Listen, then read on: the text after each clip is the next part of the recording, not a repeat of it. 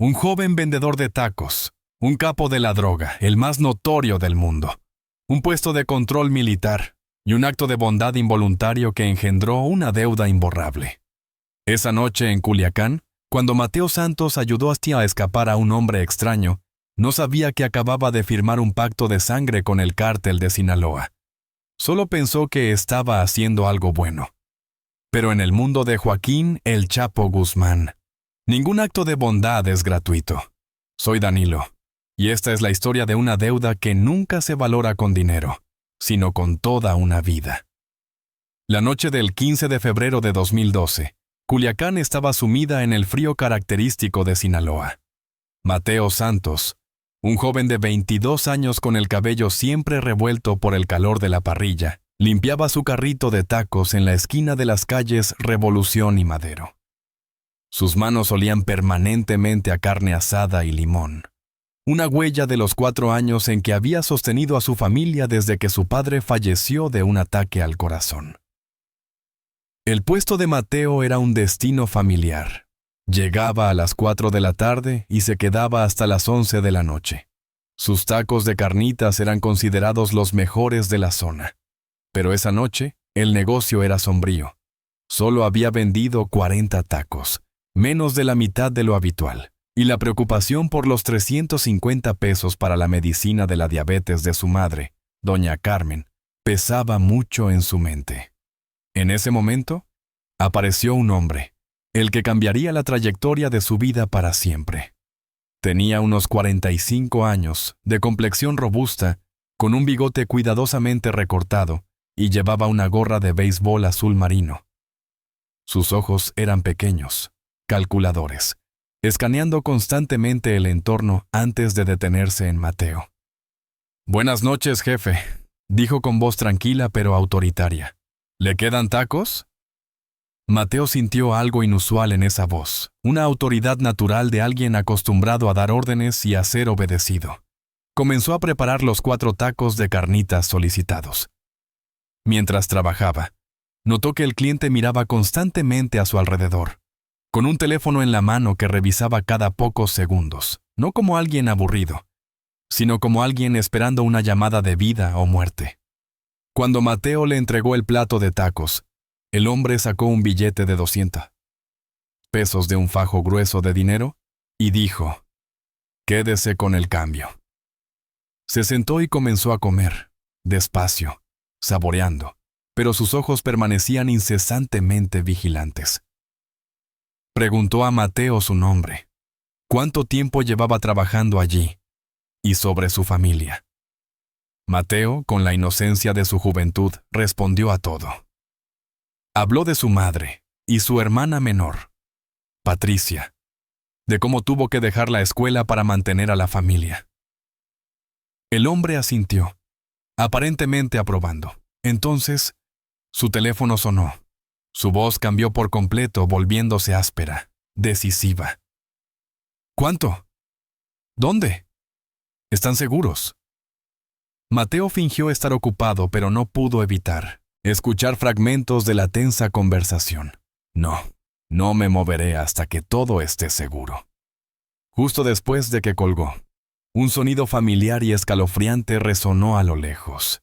El chirrido de neumáticos, el golpe seco de puertas de coche cerrándose y el golpeteo de botas militares en el asfalto.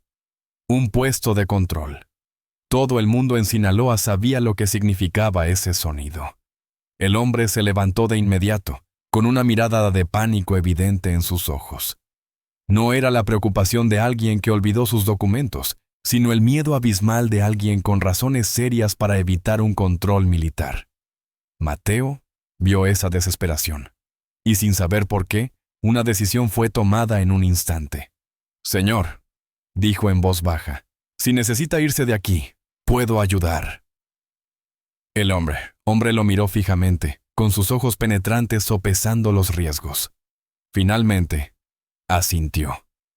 Ambos recogieron rápidamente el carrito en silencio, mientras los gritos de órdenes y los ladridos de perros policía se acercaban cada vez más. Mateo empujó el carrito por un callejón estrecho detrás de las tiendas, un pasadizo que solo los lugareños conocían. Sígame, susurró. Caminaron en la oscuridad, a través de un laberinto de callejones y patios traseros. 10 minutos después, llegaron a la calle Hidalgo, a una distancia segura del puesto de control. «Aquí está a salvo», dijo Mateo. El hombre exhaló un suspiro de alivio. «Mateo, acabas de salvarme la vida». Sacó 5 billetes de 500 pesos. «Esto es por los tacos y la ayuda». Mateo dudó, pero el hombre insistió. Luego le dio a Mateo una tarjeta de presentación en blanco con solo un número de teléfono. «Si algún día necesitas algo, llama a este número y pregunta por Joaquín». Joaquín. Ese nombre quedó grabado en la mente de Mateo. El hombre desapareció en la oscuridad de la noche, dejando a Mateo con 2.500 pesos en una mano y la fatídica tarjeta de presentación en la otra, sin saber que acababa de ayudar a Joaquín el Chapo Guzmán, el capo de la droga más poderoso del mundo, a escapar del cerco. Mateo regresó a casa esa noche con una sensación de caos en el pecho. Su madre, doña Carmen, seguía despierta esperándolo, como siempre. Al ver los 2.500 pesos, sus ojos se abrieron de par en par, llenos de asombro y preocupación. En Sinaloa, cuando un joven de repente tenía mucho dinero, las madres siempre pensaban lo peor. «Fue solo un cliente normal, mamá», mintió Mateo, tratando de tranquilizarla con un juramento de honor en nombre de su difunto padre. Doña Carmen no creyó del todo, pero la urgente necesidad del dinero para medicinas la hizo dejar de lado sus sospechas por un momento. Esa noche, Mateo no pudo dormir. Acostado en la cama chirriante de la pequeña habitación que compartía con su hermana Patricia, no dejaba de pensar en Joaquín. ¿Quién era realmente? ¿Por qué temía tanto al ejército? ¿Por qué llevaba tanto dinero en efectivo y le había dado una tarjeta de presentación tan misteriosa? En el fondo, Mateo conocía la respuesta. Había vivido en Sinaloa el tiempo suficiente para entender que un hombre de mediana edad, adinerado, huyendo de un control militar, solo podía pertenecer a un único mundo, pero había elegido ignorar esa verdad, autoengañándose de que solo había ayudado a un empresario con un pequeño problema. La tarjeta de presentación de Joaquín fue guardada cuidadosamente detrás de su tarjeta de identificación en la cartera de Mateo. Permanecía allí como un recordatorio silencioso, una promesa de un poder que él nunca quiso tocar. 5 años transcurrieron. La vida de Mateo volvió gradualmente a su curso normal, incluso mejor que antes. Su negocio de tacos prosperó. Compró una parrilla más grande, amplió el menú y contrató a su primo Ramiro para ayudarlo en las horas pico. Patricia había terminado la secundaria y estaba estudiando contabilidad en la universidad, soñando con un futuro brillante. La salud de doña Carmen se estabilizó gracias a las medicinas que se le proporcionaban regularmente. La vida tranquila y diligente casi había borrado el recuerdo de aquella noche aterradora. Mateo casi se había convencido de que solo fue un sueño extraño.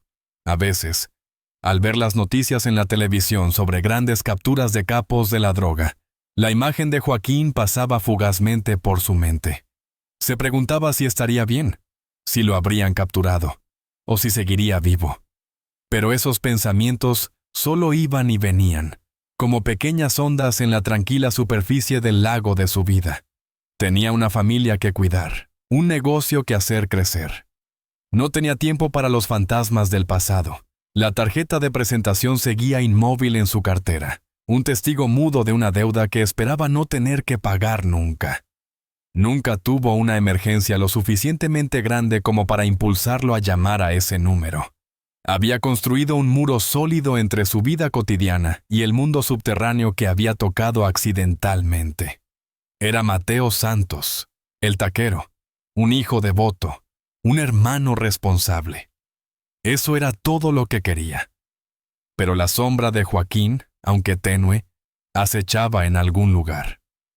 Se manifestaba en la forma en que se sobresaltaba cada vez que oía una sirena de policía, en cómo desconfiaba más de los clientes desconocidos, en la vaga sensación de inquietud que nunca desaparecía por completo. Había aprendido a vivir con ella, a considerarla parte de su vida. Creía que el tiempo lo borraría todo. Creía que si seguía trabajando duro y viviendo honestamente, el pasado nunca lo alcanzaría. Se equivocaba. Esa sombra no era un recuerdo para olvidar. Era una entidad a la espera, un depredador paciente oculto entre la maleza, aguardando el momento justo para abalanzarse sobre su presa. Y para Mateo, esos 5 años de paz fueron solo la calma antes de la tormenta que se avecinaba. No sabía que, en el mundo de Joaquín, la bondad no era un regalo, sino una inversión. Y toda inversión tiene su día de cobro. Febrero de 2017, exactamente 5 años después de aquella noche fatídica. El cielo de Culiacán seguía igual, pero la vida de Mateo había cambiado. Ya no era el joven inexperto de 22 años, sino un hombre de 27, dueño de un próspero puesto de tacos. Esa noche, mientras se preparaba para cerrar, una camioneta SUV suburban negra con vidrios polarizados se detuvo bruscamente en la esquina. El corazón de Mateo se encogió de repente. Del vehículo bajaron 3 hombres. 2 se quedaron junto al coche, con aire vigilante. El tercero se dirigió directamente hacia su carrito. Cuando el hombre entró en el resplandor de la parrilla, Mateo sintió que la sangre se le helaba. Era Joaquín. Seguía siendo el hombre de 5 años atrás, pero completamente diferente. Ya no llevaba gorra de béisbol ni ropa sencilla. En su lugar, vestía una camisa blanca de marca, pantalones de vestir negros y zapatos de cuero caros. Su bigote estaba más cuidado. Su porte era más imponente, y sus ojos pequeños y calculadores de antaño ahora brillaban con una frialdad mortal. «Buenas noches, Mateo», dijo Joaquín, con su voz tan tranquila como siempre. Mateo sintió que toda la paz que había construido meticulosamente durante los últimos 5 años se desmoronaba en pedazos. «Señor Joaquín», balbuceó, tratando de mantener la compostura pero con las manos temblorosas. «Es un placer volver a verlo». «¿Me recuerdas?», preguntó Joaquín, una pregunta retórica. «Por supuesto. ¿Cómo podría olvidarlo?». Joaquín sonrió, pero no era la sonrisa amigable de 5 años atrás. Esta sonrisa era fría y calculadora. «Me alegra ver que tu negocio ha crecido. Parece que te ha ido bien». «Sí, señor, no me puedo quejar», respondió Mateo, tratando de limpiar la parrilla de forma inconsciente. «¿Desea algo?». «Esta vez no vengo por tacos, Mateo». El corazón de Mateo latía con fuerza. Sabía que lo peor se acercaba. «Vengo porque necesito que me ayudes con algo más». Mateo detuvo sus manos, mirando directamente a Joaquín. «¿Qué es, señor?». «Algo que no puedes rechazar». En ese instante, Mateo lo entendió todo. Los 5 años de paz habían terminado. La noche en que decidió ayudar a un extraño a escapar de un puesto de control, no solo hizo una buena acción sin más, había contraído una deuda. Y en el mundo de Joaquín, las deudas siempre se pagan, tarde o temprano. «¿Recuerdas lo que te dije esa noche?», continuó Joaquín. «Dijiste que cualquiera haría lo mismo. Te dije que te equivocabas. La mayoría de la gente fingiría no conocerme al ver al ejército. Me salvaste la vida esa noche, Mateo. Y yo no olvido a quienes me salvan la vida. Pero eso también significa que me debes un favor, y es hora de pagarlo». «No entiendo, señor». «Claro que entiendes. Me ayudaste cuando estaba en apuros. Ahora necesito que me ayudes a mí». La voz de Joaquín seguía monótona, pero cada palabra era como un martillo golpeando la mente de Mateo. La elección que hizo 5 años atrás no fue un acto aislado, fue un comienzo. Había puesto un pie en el mundo de Joaquín, y ahora, Joaquín había regresado para arrastrarlo por completo. Mateo miró por encima del hombro de Joaquín, viendo a los 2 hombres corpulentos de pie junto a la SUV, con ojos tan fríos como cuchillas. Miró hacia la calle que conducía a su casa, donde su madre y su hermana veían la televisión, completamente ajenas a la pesadilla que se desarrollaba. Estaba atrapado. No tenía escapatoria. 5 años antes, había ayudado a Joaquín a escapar de una trampa física. Ahora, él mismo había caído en una trampa invisible tendida por su propia bondad. El silencio envolvió la pequeña esquina, solo roto por el siseo débil de la parrilla que se enfriaba lentamente. Mateo sintió la garganta seca. «Señor, ¿qué necesita que haga?», preguntó, su voz casi un susurro. Joaquín miró a ambos lados de la calle, asegurándose de que nadie pudiera escuchar su conversación. «Necesito que guardes algo para mí, solo por unas semanas. Algo importante». «¿Qué es?», preguntó Mateo, aunque en su interior ya sabía que la respuesta no sería lo que quería oír. Es el tipo de cosa sobre la que es mejor no preguntar qué es. El mundo de Mateo se desmoronó. Sabía exactamente de qué estaba hablando Joaquín. En Sinaloa, cuando alguien como Joaquín te pide que guardes algo sin especificar, solo puede ser armas o drogas. Ambos significaban una sentencia de muerte si eran descubiertos. El miedo no era un escalofrío pasajero. Era una entidad viva, una fina capa de hielo envolviendo su corazón, amenazando con romperse ante cada sonido extraño.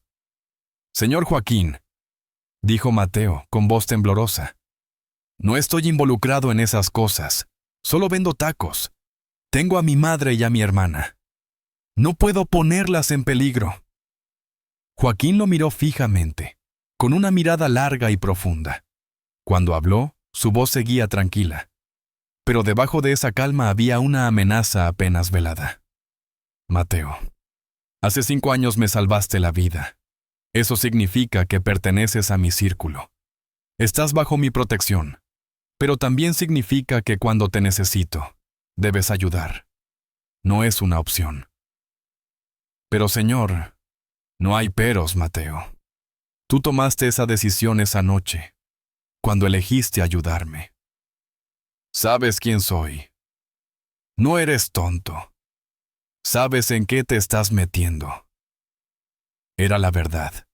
Una verdad amarga que Mateo había intentado enterrar durante 5 años. Siempre supo quién era Joaquín, solo eligió no pensar en ello. ¿Y si digo que no?», preguntó Mateo, un último intento desesperado por encontrar una salida. Joaquín sonrió, una sonrisa triste, como si la pregunta de Mateo lo hubiera decepcionado. «¿Realmente quieres que te responda a esa pregunta, muchacho?». La respuesta estaba en el silencio que siguió, en la mirada de los 2 hombres de pie junto a la SUV, en la oscuridad que envolvía la Bucinigay, ciudad de Culiacán. Mateo sabía que no tenía otra opción. Estaba acorralado, cerró los ojos. Las imágenes de doña Carmen y Patricia aparecieron en su mente. Tenía que protegerlas, a toda costa, incluso si eso significaba sumergirse en la oscuridad. «¿Qué debo hacer?», dijo con voz resignada. «Solo tienes que guardar una mochila en tu casa. Nadie vendrá a buscarla. Nadie sospechará nada. En 2 semanas, regresaré por ella y todo terminará. Nunca más te pediré nada. ¿Y si encuentran esa mochila en mi casa?». Joaquín no respondió de inmediato.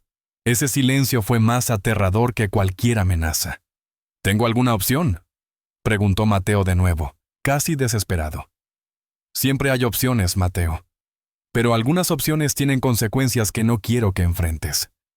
Finalmente Mateo asintió. «Está bien. Bien, mañana por la noche, a esta misma hora, uno de mis hombres traerá la mochila. La recibes, la guardas y olvidas que existe.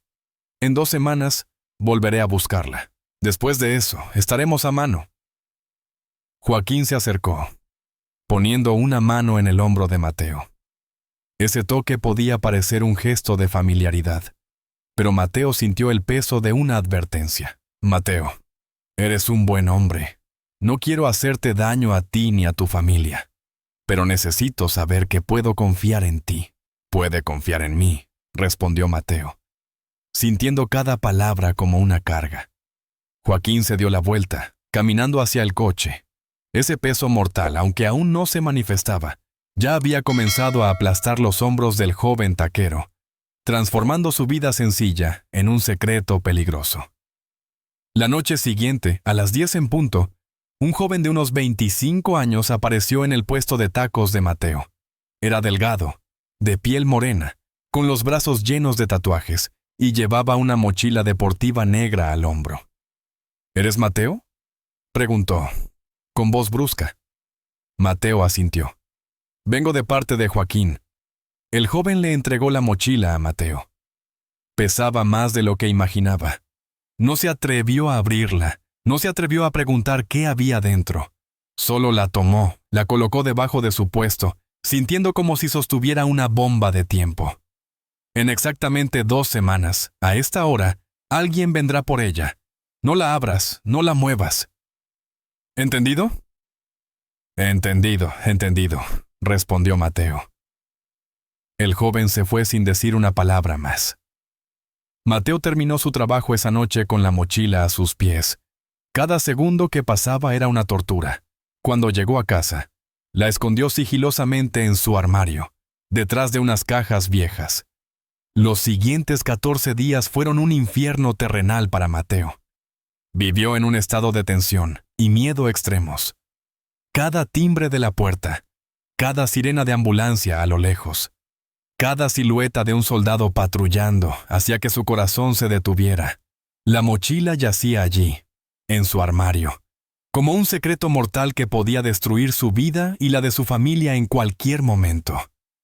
Comenzó a tener pesadillas, soñaba que el ejército irrumpía en su casa. Encontraba la mochila y arrestaba a su madre y a su hermana. Soñaba que Joaquín aparecía y le decía que ese favor no había terminado, que necesitaba que hiciera mucho más. Soñaba que Patricia, curiosa, abría el armario, descubría la mochila y le preguntaba qué había dentro. Durante el día, intentaba parecer normal.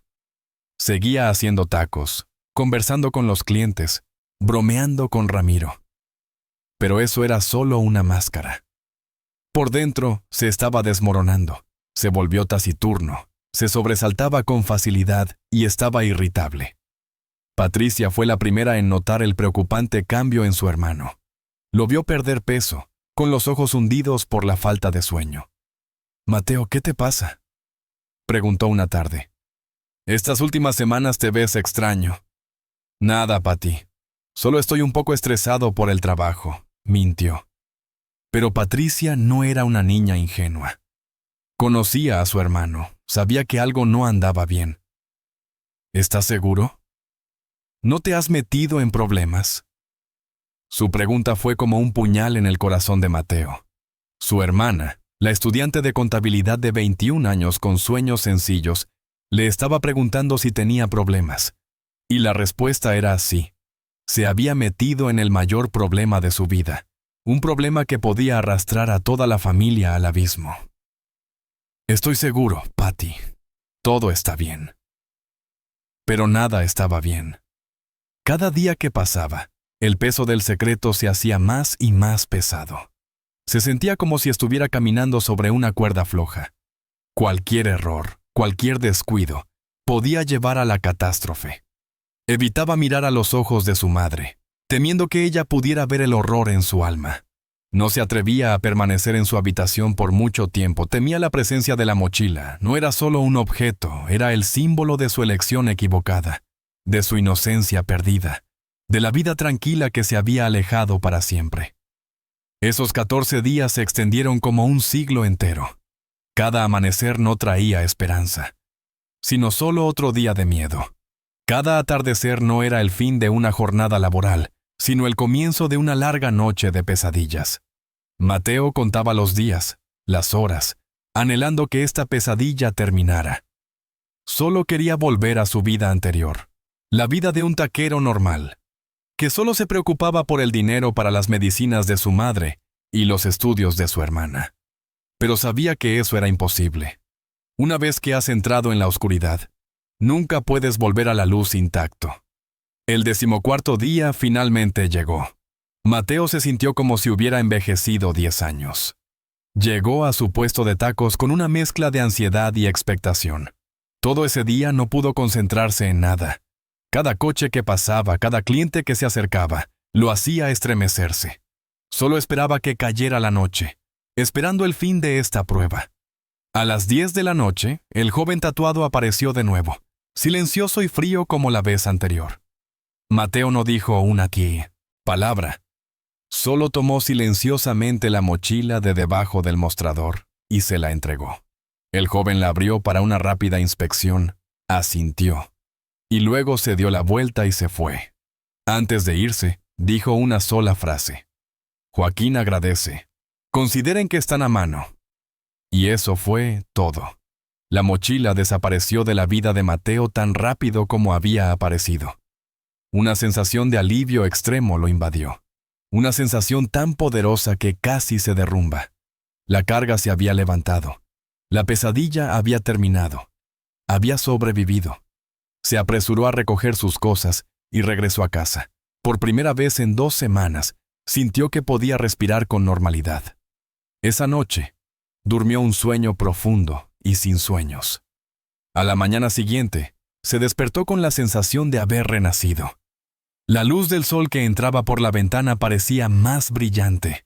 Las risas de su madre y su hermana en la cocina sonaban cristalinas. Había vuelto a su vida.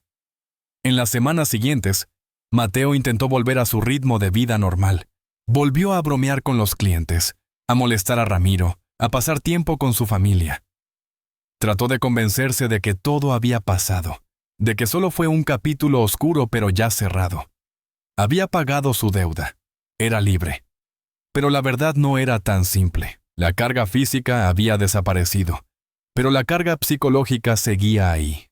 El miedo y la cautela se habían arraigado en su mente. Ya no era el Mateo Santos alegre y despreocupado de antes. Había visto el lado oscuro del mundo, y una vez que lo has visto, no puedes olvidarlo. Todavía se sobresaltaba cada vez que oía una sirena. Todavía miraba a los clientes extraños con ojos de sospecha. Ya no confiaba en la paz de la vida, porque sabía lo frágil que era. Sabía que podía romperse en cualquier momento por una sombra del pasado. Patricia aún percibía el cambio en él. Aunque él se esforzaba por ocultarlo, ella seguía viendo la tristeza y el cansancio detrás de su sonrisa. Pero no preguntó más. Solo permaneció en silencio a su lado, tratando de brindarle paz a su manera. Mateo estaba agradecido por eso. Agradecía que su familia estuviera a salvo, que sus vidas continuaran. Se aferraba a esas cosas sencillas como un náufrago se aferra a un trozo de madera.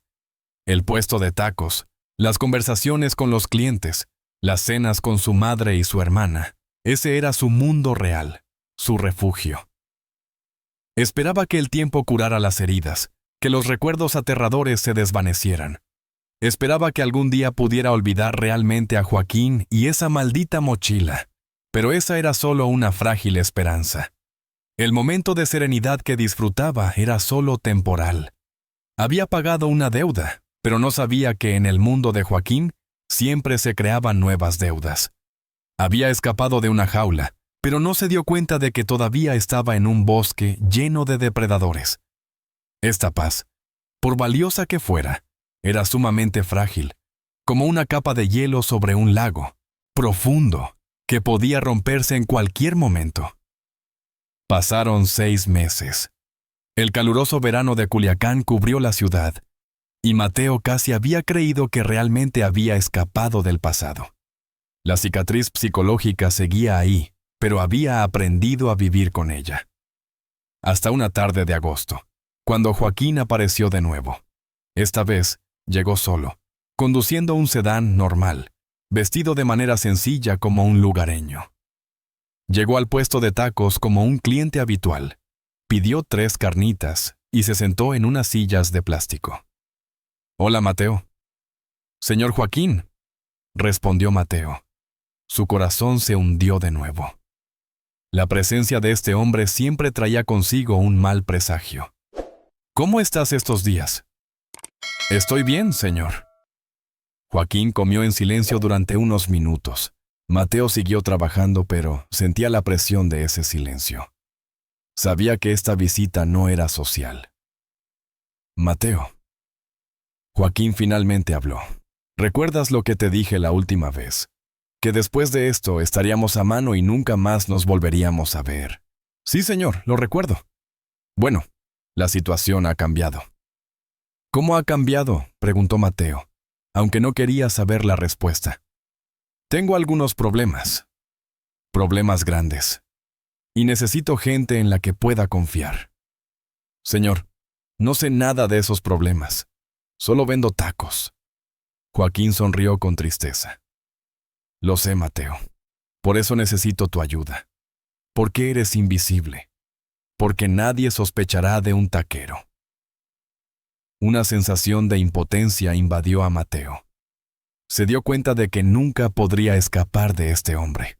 La promesa de estar a mano era solo una mentira. Estaba atado por un hilo invisible, y Joaquín podía tirar de ese hilo cuando quisiera. ¿Qué quiere que haga?, preguntó Mateo, con voz resignada. Nada complicado. Solo necesito que recibas algunas llamadas para mí. De vez en cuando, alguien llamará a tu teléfono, preguntando por Joaquín. Solo tienes que tomar el mensaje y reenviármelo. Eso es todo. ¿Solo eso? Mateo sabía que nunca era solo eso. Con gente como Joaquín, cada pequeña petición era un paso más profundo en el fango. Pero también sabía que no tenía derecho a negarse. Joaquín le entregó un nuevo teléfono, un modelo básico con solo funciones de llamada y texto. Solo enciende este teléfono 2 veces al día, al mediodía y a medianoche. Si hay un mensaje, me llamas al número que ya tienes, si no, lo apagas y lo olvidas hasta la próxima verificación. Mateo tomó el teléfono. Era pequeño y ligero, pero en su mano se sentía pesado como un grillete. Ya no era un guardián de secretos. Se había convertido en un eslabón en la red de información del cártel. Era una marioneta, y Joaquín era quien tiraba de los hilos. Durante las siguientes 3 semanas, Mateo vivió con un nuevo horario lleno de tensión. 2 veces al día, encendía sigilosamente el teléfono secreto, con el corazón latiéndole con fuerza. La mayoría de las veces no había nada, pero ocasionalmente había llamadas perdidas o mensajes de voz cortos con códigos que él no entendía, pero que retransmitía fielmente a Joaquín. Dile que el paquete ha llegado. Dile que el camino está despejado. Dile que el problema está resuelto. Mateo no quería saber el significado de esos mensajes. No quería saber sobre paquetes, caminos, problemas. Solo quería que todo terminara. Había pasado de ser un extraño arrastrado accidentalmente a un participante a regañadientes. Ya no era solo un testigo. Se había convertido en una herramienta. Cada mensaje que reenviaba era una vez más que se sumergía más profundamente en el mundo del crimen, haciendo que retirarse fuera cada vez más imposible.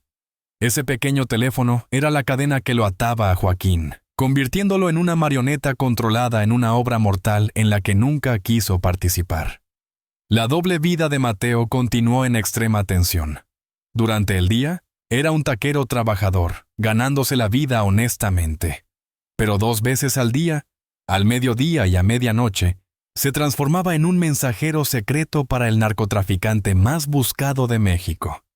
Cada vez que encendía el teléfono secreto, sentía que jugaba a la ruleta rusa con su destino y el de su familia. Sabía que con un solo error, una llamada interceptada, una sospecha de la policía, todo se vendría abajo. Una noche de septiembre, cuando Mateo estaba revisando el teléfono como de costumbre, de repente vibró. Una llamada entrante. Su corazón le dio un vuelco. Según las instrucciones, nunca debía contestar una llamada directamente. Pero esta vez, una extraña compulsión lo llevó a contestar. ¿Aló?, dijo, con voz temblorosa. ¿Está Joaquín? Una voz extraña y apresurada resonó al otro lado de la línea. No, pero puedo pasar el mensaje. Dígale que todo está cancelado. Dígale que ha sido traicionado. Dígale que debe abandonar su ubicación de inmediato. Justo después, la línea se cortó. Mateo se quedó inmóvil. El teléfono en su mano se sentía helado. Sintió que algo extremadamente grave acababa de ocurrir. La urgencia en la voz del extraño era inconfundible. Marcó el número de Joaquín de inmediato. Joaquín contestó casi al instante. ¿Qué pasa? Acaba de llamar a alguien, dijo Mateo rápidamente. Dicen que ha sido traicionado, que debe irse de inmediato. Un pesado silencio se apoderó del otro lado de la línea. Un silencio prolongado, lleno de tensión, como si el mundo entero contuviera la respiración. Mateo casi podía oír las ruedas girando en la cabeza de Joaquín, calculando, analizando. Mateo. Joaquín finalmente habló, con una voz más fría y decidida que nunca. Destruye ese teléfono ahora mismo. Rómpelo. Quémalo. Deséchalo. Bórralo de la existencia. ¿Qué está pasando, señor? No hay nada que debas saber. Solo destruye el teléfono y olvida que alguna vez existió. ¿Y usted? Yo me encargaré de lo mío. Tú cuida de tu familia. La llamada terminó. Mateo, sin un ápice de duda, siguió las instrucciones. Usó un martillo para destrozar el teléfono. Luego quemó los fragmentos en un cubo de metal hasta que solo quedaron un montón de plástico quemado y negro. Había borrado la última evidencia física que lo conectaba con Joaquín, pero no pudo borrar el miedo que crecía en su corazón. Esa noche, no pudo dormir. Tuvo la fuerte premonición de que un capítulo importante en la vida de Joaquín, y también en la suya, estaba a punto de terminar. Y tenía razón. 3 días después, las noticias estallaron. Joaquín El Chapo Guzmán había sido recapturado en una operación conjunta entre el ejército mexicano y la DEA en Los Mochis, Sinaloa. Las imágenes en la televisión mostraban al capo de la droga más notorio del mundo esposado, siendo escoltado a un helicóptero militar. Mateo vio las noticias en la televisión de un restaurante. Sintió una extraña mezcla de emociones. Alivio y horror. Alivio porque Joaquín nunca más podría pedirle nada. La cadena se había roto. Horror porque no sabía si alguien más en la organización de Joaquín conocía su papel. ¿Vendría alguien a buscarlo para vengarse o para silenciarlo? La última advertencia que transmitió no fue suficiente para salvar a Joaquín, pero lo salvó a él. Al destruir el teléfono había cortado el último vínculo. Una vez más se había vuelto invisible. Pero el precio de esta invisibilidad era un nuevo miedo, el miedo de que los demás en la red no lo dejaran escapar tan fácilmente. 2 años pasaron como un sueño. Joaquín Guzmán fue extraditado a Estados Unidos y su juicio en Nueva York se convirtió en el centro de atención de los medios mundiales. Mateo siguió las noticias con una mórbida curiosidad, viendo al hombre que una vez comió tacos en su puesto, ahora enfrentando la justicia. En julio de 2019, Joaquín fue sentenciado a cadena perpetua sin posibilidad de libertad condicional. Los periódicos decían que moriría en prisión. Al leer esa noticia, Mateo sintió que un capítulo oscuro de su vida finalmente se había cerrado de verdad. El monstruo había sido encerrado. Él nunca más tendría que vivir con miedo. La vida de Mateo volvió a la normalidad hasta el punto de ser casi aburrida, y a él le encantaba eso. Su puesto de tacos seguía teniendo muchos clientes. Patricia se graduó de la universidad, se convirtió en contadora y tenía novio. Doña Carmen seguía sana. Mateo había empezado a creer que era realmente libre, pero se equivocaba. La sombra del cártel de Sinaloa era más larga de lo que imaginaba. Un imperio no se desmorona solo porque su rey ha caído. Simplemente busca nuevos reyes. En diciembre de 2019, en una concurrida noche de viernes, 3 jóvenes llegaron al puesto de tacos de Mateo. No hicieron fila. Se dirigieron directamente al mostrador, interrumpiendo a otros clientes. ¿Eres Mateo Santos?, preguntó uno de Palsy. Ellos. Sí. ¿En qué puedo ayudarles?, respondió Mateo, sintiendo un escalofrío recorrer su espalda. Necesitamos hablar contigo. Ahora estoy ocupado. Si quieren hablar, esperen hasta que cierre. No podemos esperar. Otro, el más alto y aparentemente el líder, se acercó, con voz amenazante. Sabemos que conoces a Joaquín. Sabemos que te pidió que hicieras algunas cosas. Ahora que él no está aquí, trabajarás para nosotros. El mundo de Mateo se desmoronó una vez más. Había creído que el encarcelamiento de Joaquín era su liberación, pero se equivocaba. La organización seguía operativa, y parecía que alguien había decidido que él era un activo útil que debía ser tomado. No sé de qué están hablando, dijo Mateo, tratando de mantener la calma. El líder sonrió con desdén. Mateo, no te hagas el tonto. Sabemos exactamente lo que hiciste por Joaquín.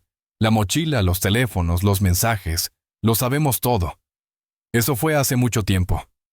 El tiempo no borra las deudas. Le debes a esta organización tu lealtad. ¿Qué quieren?, preguntó Mateo con voz desesperada. Lo que Joaquín quería. Una persona invisible. Una persona de confianza. Mateo miró a su alrededor. Sus clientes comenzaron a notar la tensión. Algunos se habían escabullido discretamente. No podía provocar una pelea allí.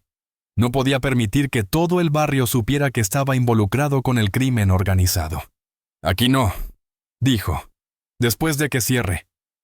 Los tres se fueron, pero Mateo sabía que regresarían, y también sabía que esta vez sería diferente.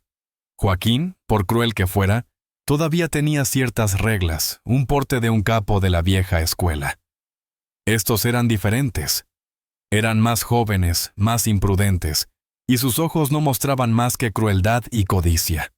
Eran herederos malvados, lobos hambrientos sin la contención del viejo líder de la manada.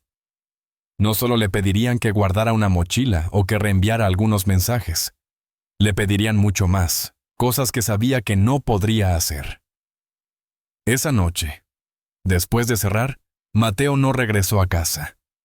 Sabía que si seguía en Culiacán, su vida se convertiría en una pesadilla interminable, y tarde o temprano su familia también sería arrastrada.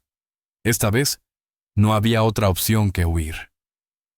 Esa noche, Mateo no regresó directamente a casa. Condujo hasta un bar tranquilo en el centro de la ciudad. Pidió una cerveza y se sentó solo en un rincón oscuro, pensando. Sus opciones se presentaron claras y crueles. Podía aceptar trabajar para los nuevos herederos, convertirse en un criminal de verdad y vivir con miedo hasta el día en que fuera arrestado o asesinado. Podía ir a la policía, un acto que casi con seguridad resultaría en su muerte y posiblemente en la de toda su familia. O podía huir. Dejarlo todo atrás. El puesto de tacos que había construido de la nada. La casa donde había crecido. La única ciudad que había conocido. Fue una decisión dolorosa, pero al pensar en Tuan Lee, rostro de su madre y su hermana, supo lo que tenía que hacer. No podía permitir que se convirtieran en rehenes de sus errores. A la mañana siguiente, Mateo despertó temprano a doña Carmen y Patricia. «¿Qué pasa, hijo?», preguntó doña Carmen, con voz somnolienta. «Vamos a viajar», dijo Mateo, tratando de mantener un tono tranquilo. «Hoy mismo». «¿A dónde?», preguntó Patricia, sorprendida. «Tijuana. Tengo un amigo allí que puede ayudarme a encontrar trabajo en un taller mecánico». «¿Pero por qué tan de repente?», insistió su hermana con una mirada llena de sospecha. Mateo ya tenía una historia preparada. «Porque pagan muy bien. Pero tengo que estar allí el lunes. Es la oportunidad de mi vida». Patricia lo miró fijamente. Sabía que algo no estaba bien, pero también confiaba en su hermano. La mención de un trabajo estable con seguro médico para su madre convenció a doña Carmen. En 3 horas, habían empacado toda su vida en 2 viejas maletas. Mateo le dijo a Ramiro que le cedía el puesto de tacos. Vendió apresuradamente su parrilla y sus pertenencias a un vecino por una miseria. Retiró todo el dinero del banco y compró 3 boletos de autobús solo de ida a Tijuana. Cuando el autobús salió de la terminal de Culiacán esa tarde, Mateo miró por la ventana. Vio su ciudad natal por última vez, sabiendo que quizás nunca volvería. Estaba dejando atrás no solo una ciudad, sino también una parte de sí mismo. Mateo Santos, el taquero, sabía que aquellos hombres lo buscarían. Se darían cuenta de que había huido, pero también esperaba que en Tijuana, una vasta ciudad fronteriza con 2 millones de habitantes, él y su familia pudieran desaparecer, pudieran ser otros, pudieran empezar de nuevo. El viaje fue largo y agotador. Patricia se quedó dormida en su hombro. Doña Carmen miraba en silencio por la ventana, quizás entendiendo más de lo que decía. Y Mateo pensó en todo lo que había perdido por un acto impulsivo de bondad una noche de febrero, casi 8 años antes. Había perdido su negocio, su hogar y su inocencia. Pero también se dirigía hacia algo más preciado: la libertad. Cuando el autobús llegó a Tijuana a medianoche, bajaron con 2 maletas y 15,000 pesos en el bolsillo. ¿Y ahora qué?, preguntó Patricia, mirando alrededor de la extraña terminal. Ahora empezamos de nuevo, dijo Mateo, con voz llena de determinación. Y lo hicieron. Mateo encontró trabajo en un taller mecánico. Patricia fue contratada como asistente contable. Alquilaron una pequeña casa. La vida era dura, pero tranquila. Nunca más hablaron de Culiacán. Años después, Mateo se convirtió en el mecánico principal, incluso socio del taller. Patricia se casó y tuvo hijos. Doña Carmen vivió sus días en paz. A veces, Mateo todavía soñaba con Joaquín, con la mochila, con las llamadas telefónicas. Pero al despertar, miraba por la ventana, veía las luces de Tijuana y sabía que había tomado la decisión correcta. Había perdido mucho, pero había salvado lo más importante: su familia y su futuro. El viaje a Tijuana no fue solo un desplazamiento geográfico, fue un viaje de redención. Había dejado atrás el pasado en Culiacán para encontrar un futuro en la frontera, un futuro construido no por la suerte o la bondad involuntaria, sino por una decisión valiente y la más dolorosa de su vida. Mateo Santos renunció a todo lo que una vez conoció para salvar lo que más amaba. Cambió su pasado por un futuro. La sombra de Joaquín Guzmán quizás nunca desaparezca por completo, pero en el ruidoso taller mecánico de Tijuana, bajo el sol de una nueva ciudad, Mateo encontró su propia paz. Había aprendido que a veces, el acto más valiente no es enfrentarse al enemigo, sino abandonar el campo de batalla. Soy Danilo. Si esta historia te ha tocado, suscríbete para descubrir más rincones ocultos de la vida. Porque a veces, la libertad no es algo que tienes, sino algo a lo que te atreves a renunciar a todo para conseguir.